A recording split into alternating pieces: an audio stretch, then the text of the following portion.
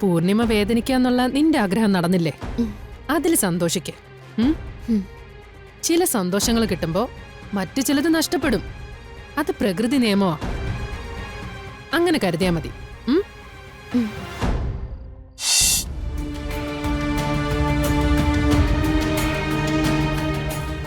ഇതിന്റെ പേരിൽ ഇനി നിനക്ക് എന്തെങ്കിലും ബുദ്ധിമുട്ടുണ്ടെങ്കിൽ നിന്റെ ഭർത്താവിനൊപ്പോ അല്ലാതെയോ നിനക്ക് ഇവിടെ നിന്ന് ഇറങ്ങിപ്പോകാം.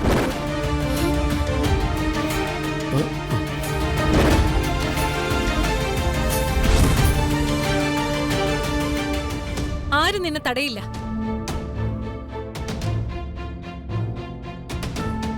ഉറങ്ങുമ്പോ കാണുന്ന സ്വപ്നത്തിലെ സൗഭാഗ്യങ്ങളെല്ലാം കണ്ണു തുറക്കുന്നതോടെ അവസാനിക്കും. അത്രേ ഉള്ളൂ താര നിനക്ക് തന്നിരിക്കുന്ന ഈ ജോലി.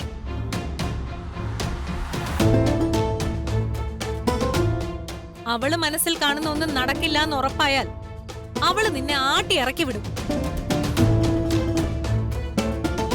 ഇപ്പം നേടിയതെല്ലാം എന്നും നിലനിൽക്കുന്നതാണെന്ന് കരുതരുത്. സ്വന്തങ്ങളും ബന്ധങ്ങളും മറന്ന് നീ അഹങ്കരിച്ചു കഴിഞ്ഞാൽ അവസാനം നീ ഒറ്റപ്പെടുക മാത്രമേ ചെയ്യുള്ളൂ.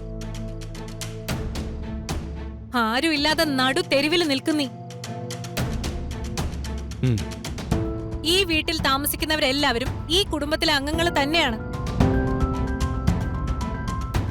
സ്വന്തം സഹോദരങ്ങളെ അറിയാനും അംഗീകരിക്കാനുള്ള മനസ്സില്ലെങ്കിൽ ഒടുവിൽ ഈശ്വരൻ പോലും കൂടെ ഉണ്ടാവില്ല. അത് നീ മനസ്സിൽ വെച്ചോ അക്ഷിത.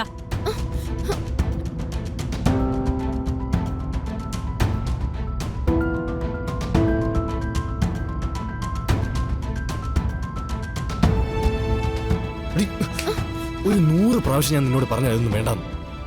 അത് കഴിഞ്ഞെങ്കിലും ഒന്നും ഉണ്ടായിരുന്നൂടെ? ഈ വീട്ടിലൊന്നും സംസാരിക്കാൻ സ്വാതന്ത്ര്യമില്ലേ? ആവശ്യമില്ലാത്ത കാര്യങ്ങൾ സംസാരിക്കുന്നതിനേക്കാളും നല്ല നീ മിണ്ടായിരിക്കുന്ന.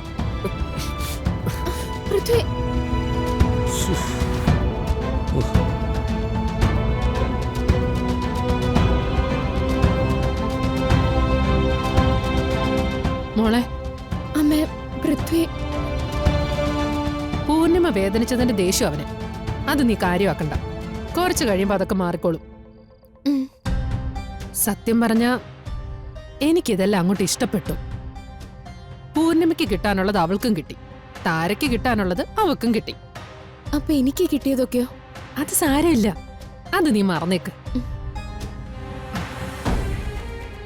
പൂർണിമ വേദനിക്കാന്നുള്ള നിന്റെ ആഗ്രഹം നടന്നില്ലേ? അതിൽ സന്തോഷിക്ക്. ചില സന്തോഷങ്ങൾ കിട്ടുമ്പോ മറ്റു ചിലത് നഷ്ടപ്പെടും. അത് പ്രകൃതി നിയമമാ. അങ്ങനെ കരുതിയാ മതി.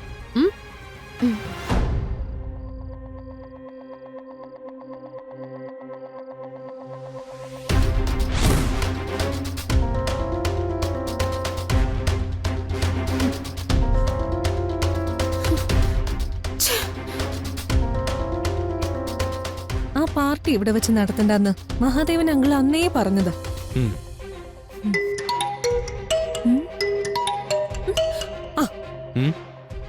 ചുണ്ടല്ലി വിളിക്കുന്നു. എടുത്തോ.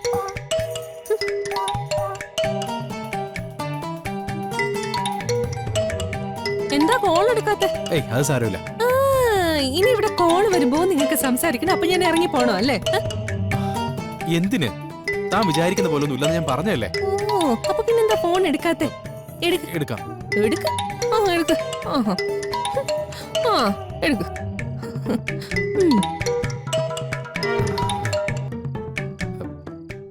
ഹലോ. ഹായ് കിരൺ, എന്താ പരിപാടി? അവൾക്ക് വേറെ പണിയൊന്നുമില്ല. അവളുടെ ഒരു നൈറ്റ് കോള്. വെറുതെ കിടക്കാനുള്ള പരിപാടിയിലായിരുന്നു. ആണോ? എന്നാ നമുക്ക് കുറച്ചേരം സംസാരിച്ചാലോ? അയ്യോ, എന്താ? ഒന്നുമില്ല. ഇല്ല, കാര്യം പറ കിരൺ. അത് ഞാൻ ഇന്ന് സ്കൂളില് കുട്ടികൾക്ക് ടെസ്റ്റ് പേപ്പറിന്റെ പേപ്പർ നോക്കിക്കൊണ്ടിരിക്കുവായിരുന്നു. ഓ, അത് അവർക്ക് നാളെ കൊടുക്കണം. നമുക്ക് പിന്നെ സംസാരിക്കാം. ഓഹോ, ഫ്രീ ആണെന്ന് പറഞ്ഞിട്ട് ഫോണിൽ സംസാരിക്കാന്ന് പറഞ്ഞപ്പോഴേക്കും പെട്ടെന്ന് ടെസ്റ്റ് പേപ്പറും തിരക്കൊക്കെ വന്നോ? ആണോ? അല്ല, അങ്ങനെയല്ല. ഞാൻ പറഞ്ഞില്ലേ, വേറെ പരിപാടിയൊന്നുമില്ല. ഫ്രീ ആണെന്നാ ഉദ്ദേശിച്ചേ. ഓക്കെ, എന്തെങ്കിലും ആവട്ടെ. എനിക്ക് കിരണിനോട് കുറച്ച് കാര്യങ്ങൾ നേരിട്ട് സംസാരിക്കാനുണ്ട്.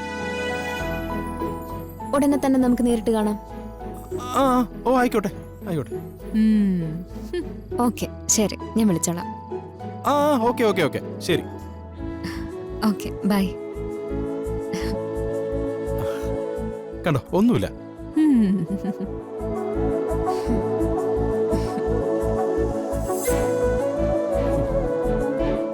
അത് അഞ്ജലി വിളിച്ചത് പിന്നെ മിണ്ടാ വന്നിരിക്കുന്നു. ദുർഗ ദുർഗ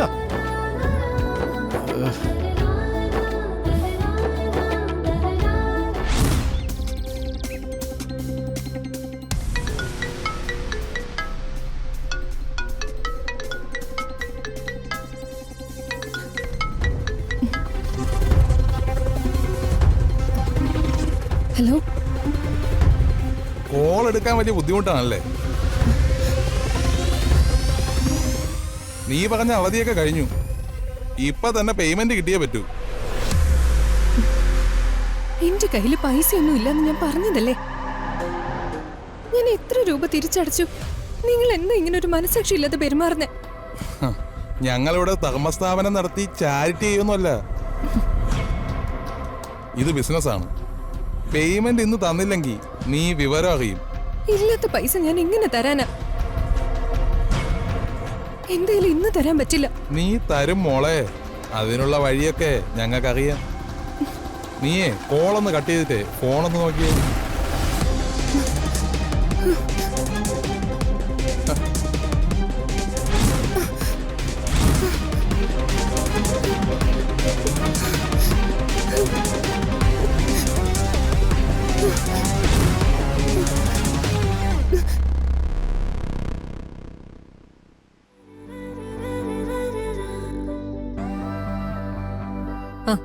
ഓക്കെ സർ, ഞാൻ നോക്കിക്കോളാം.